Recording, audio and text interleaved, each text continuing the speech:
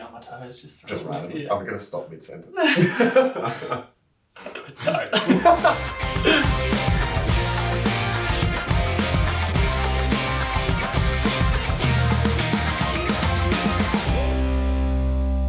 Welcome back to the Colac Herald's Game On. No Lou today, so just Cooper and myself.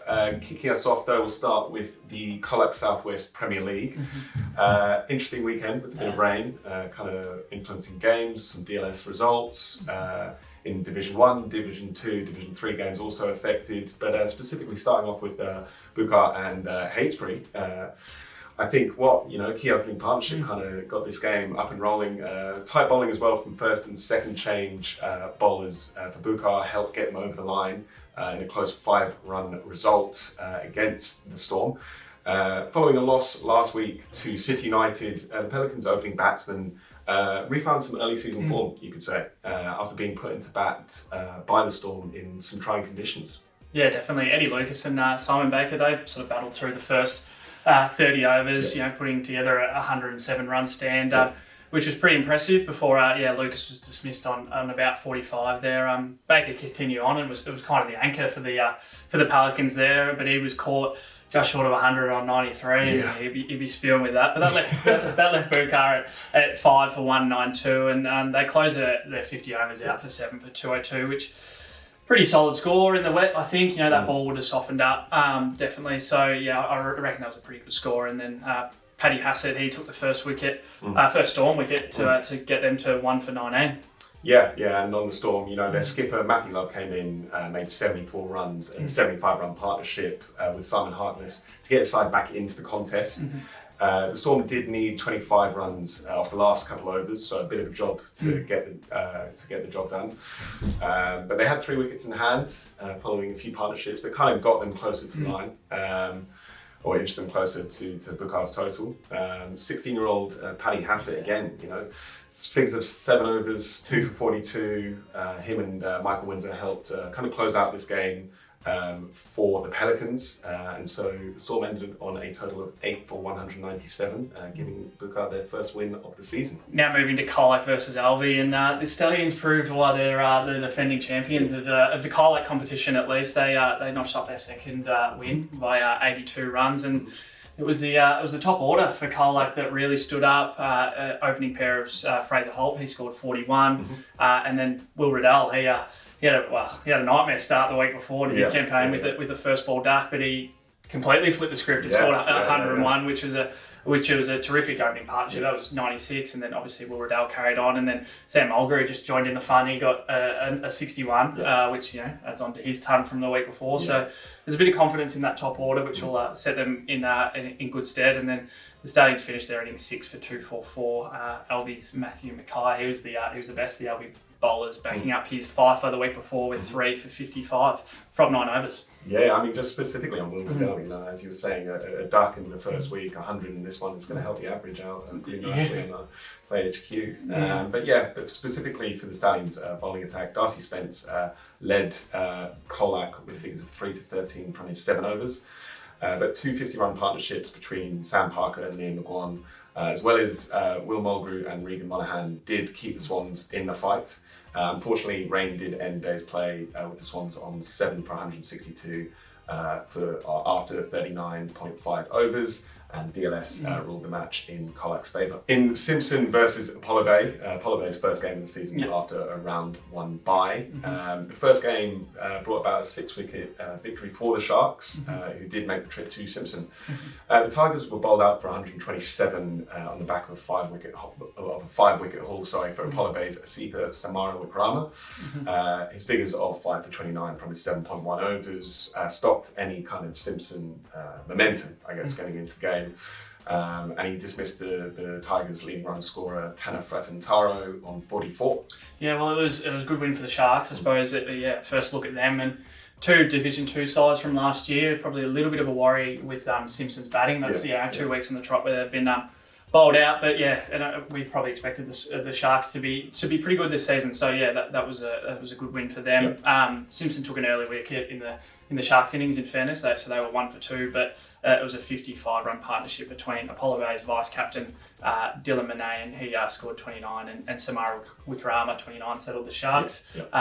Alexander Basford, he scored 25 not out, and Tyler James Neighbour scored 19 not out. So yeah, relatively comfortable chase there in the end. Now for Camperdown versus Warndoo, it was our only abandoned match for the weekend. Obviously with the DLS system coming in, we were hoping to get rid of those abandoned results, but unfortunately we didn't get this one because Warndoo's innings didn't reach the 20 over mark.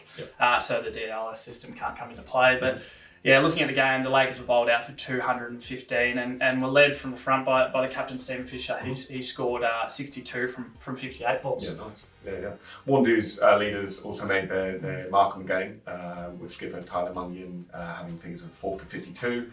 His vice-captain, Jared Walsh, took 4 wickets for 49. But as you said, the Tigers were at 3 for 61 before rain stopped play. Now rattling through some of the other fixtures on the weekend, Illawarra versus City United. Illawarra made 124 for 2 off their 24 overs, but had a DLS victory after bowling out City United for 171 of their 50 overs.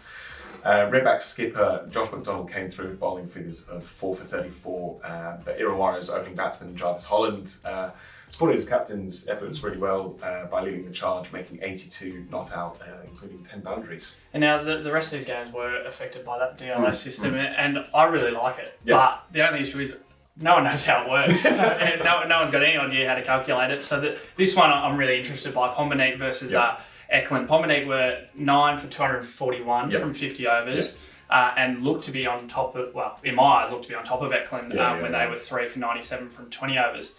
But they punched it into the DLS calculator on Player HQ, and turns out Eklund were the victors there, so they got the points. The Frogs and Pombanite are now winless after 2 games, after what has looked to be 2 pretty competitive performances.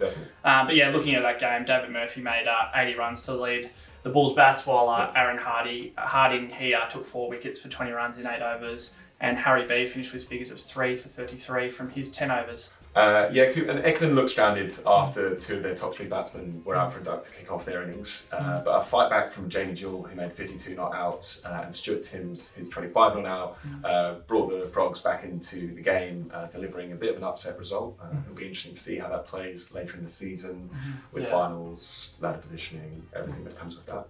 Now, the closest DLS result from the round was Birregurra's win over Stonyford, and now it was an interesting one, and there was a bit of drama and a bit of theatre, really. And you spoke with Birregurra captain Liam Hammond on Sunday, so why don't you run us through what happened there? Events. Yeah. Well, I mean, to your point before, Coop, about how especially the Colac teams in this competition are getting used to the DLS system and maybe aren't 100% sure, in the midst of the game, exactly where teams might stand if DLS were to decide the game. So the Saints ended their innings on 8 for 266 after Alex Inglis made 102. Jack Jarvis scored a 67. For Stony, Dale Boyd did get figures of 6 for 63, which is pretty nice. Dismissing Inglis and Jarvis as well, along with the Saints middle order. I think it was 4 through 8 managed to get rid of. But specifically from Birregurra captain Liam Hammond, he said both sides knew that the game would be able to get to the drinks break, but that the rain was coming. We were out on the ground, so we couldn't figure out what Stonyford needed to win. We were just playing normally. The Stony boys were figuring out with the new system if they were ahead or not. They thought that they were in front, so they blocked out the last 3 balls of the final over, but the result ended up falling our way. And Play HQ's DLS system said Stonyford fell short by 3 runs. I think 139 was the required target. Heartbreaking. 36. And it was just interesting. Apparently Lincoln Dare was calling out to the batsmen saying, we're ahead, just don't lose your wicket, because obviously that affects the way DLS kind of does the calculations. So it's the beginning of teams truly understanding and figuring out how to operate with these new rules. Yeah, and you'd imagine it's not the last time that it happens either. So clearly it's a pretty important tool to get your head around, whether you can believe that or not. It's clearly going to have a massive impact on the standings. All right, looking at some other sporting news. No Cookers this week. They had the bye, so we'll kick off with the tennis, and our featured match of the round was the Penny Royal Derby between the white and the gold. Penny Royal Gold was boosted by Colac Jenny Fish, who was filling in, and was very competitive against the very experienced round in white. Gold's Brad Billingham enjoyed an upset win in his singles match against Richard White, winning his set 6-4. The four singles were split 2 apiece between the sides, but impressive tennis from Rhiannon White. As you mentioned, Coop and Brent Fitzpatrick gave Penny Royal White the advantage in this matchup. In the other result, Colac defeated Corook 6-46 to 2-30. Now for round 2 of the weekend bowls results. Starting off with the Campbelltown Magpies, they managed to hold off Colac 78-63 before rain interrupted the match for a premature finish. That sounds familiar with the cricket we've seen as well. Brad Eric's rink helped get the Magpies over the line with a 40-9 win over Anthony Holt. But Colac's Will Collyhole and Heath McLaren enjoyed wins over Craig Skeen 21-10 and Luke Wright 21-16, while Brewer drew with Tim Hassett 12-all. And now the Magpies will play 2 matches this weekend with their round 4 fixture against Apollo Bay, shifted to Friday night at the Colac Bowling Club. Meanwhile, in the other weekend pennant matches, Apollo Bay down Central 97-76 and City defeated Simpson 103-92. And then Winchelsea 1 proved too strong for clubmates Winchelsea 2 with a 145-52 thumping there. Now for a turn at the Colac Herald's Players of the Week. I'm kind of deliberating over 2 Centurions for this one. It's either Will Riddell's 100 in the Colac game or Alex Ingles. I'll take Alex. I'll take Alex's 100 in a game that was obviously decided by DLS. So who's to say if he doesn't score as many that they get over the line in the end? Yeah, well, Will Riddell might be pretty filthy with the both of us because I'm actually going to go in another direction as well. I'm going to go with the teenager Jarvis Holland in a game where Illawarra rolled City United for 170 thereabouts, and rain affected as well. He finished with 82, not out. So in a normal day's play, he probably goes on and gets a ton. So I'm going to give it to Jarvis Holland. Impressive performance, made the win very comfortable for Illawarra. That's all for this week's Colac Herald Game On. Thank you for joining Cooper and myself. We will see you next week after another great sporting week of action. Another great sporting week of action. Another great sporting week of action.